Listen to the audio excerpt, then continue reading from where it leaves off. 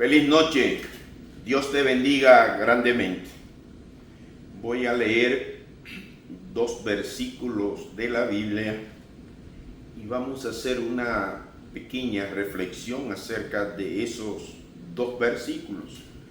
Esos versículos están en el libro de Génesis, en el capítulo 28, versículos 3 y 4.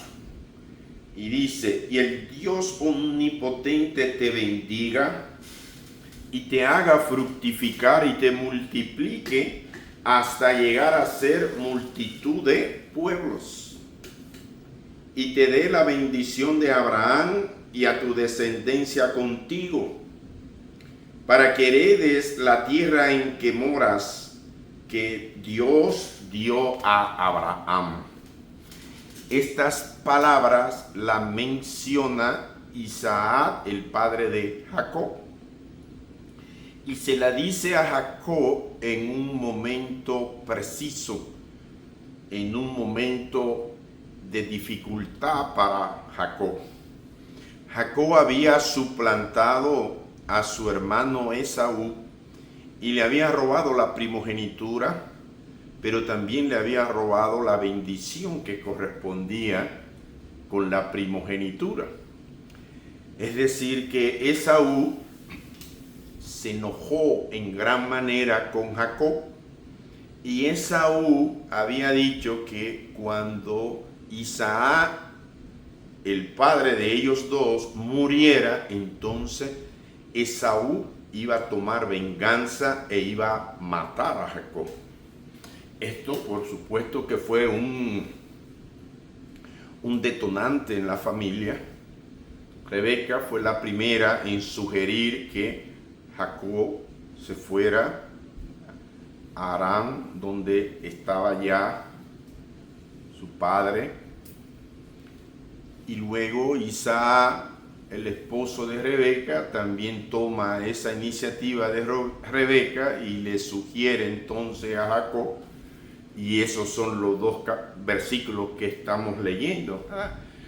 Isaac le dice: levántate, ve a Padán Aram, a casa de Betuel, el padre de tu madre. Entonces le está diciendo Isaac, levántate. Jacob estaba deshecho, Jacob estaba preocupado, Jacob estaba angustiado, Jacob tenía miedo. Jacob estaba en una situación de mucha calamidad. No le parecía a Jacob que él podía estar seguro en el lugar donde él se había criado con sus padres, pero tampoco con su hermano Esaú. Y entonces estas palabras que están mencionando su padre llegan en ese contexto, ¿verdad?, de un problema grande, una situación de mucha premura. El padre en ese tiempo era el sacerdote de la familia. Isaac era un patriarca, era el sacerdote de la familia, por lo tanto estaba buscando la manera de cómo resolver aquella situación de la mejor forma. ¿Y qué forma? De encomendar a Jacob en las manos de Dios. Presentarle a Dios esta situación por la cual estaba pasando Jacob, su hijo, y entonces que el Dios omnipotente de Abraham, el Dios omnipotente de Isaac, pudiera entonces, en medio de ese caos, Dios pudiera restaurar a Jacob, y Dios pudiera de alguna manera bendecir. Entonces Isaac pronuncia palabras hermosas cuando dice que Dios te bendiga, cuando dice que Dios te haga fructificar y que Dios te multiplique, o sea, que Dios de ti pueda dar multitudes de pueblo, que Dios pueda darte la bendición que Dios prometió a Abraham, que Dios había prometido a Isaac y que Dios entonces pudiera transmitir a Jacob. Por eso, cuando uno mira o cuando uno lee estas cosas, uno se da cuenta que Dios es un Dios que todo lo puede. No hay problema o no hay una situación que en las manos de Dios no pueda tener una solución. Jacob estaba allí sentenciado. Jacob estaba allí sin futuro. Jacob estaba allí en una situación deplorable. Jacob estaba en una situación de temor, de miedo, de pánico, ¿sí?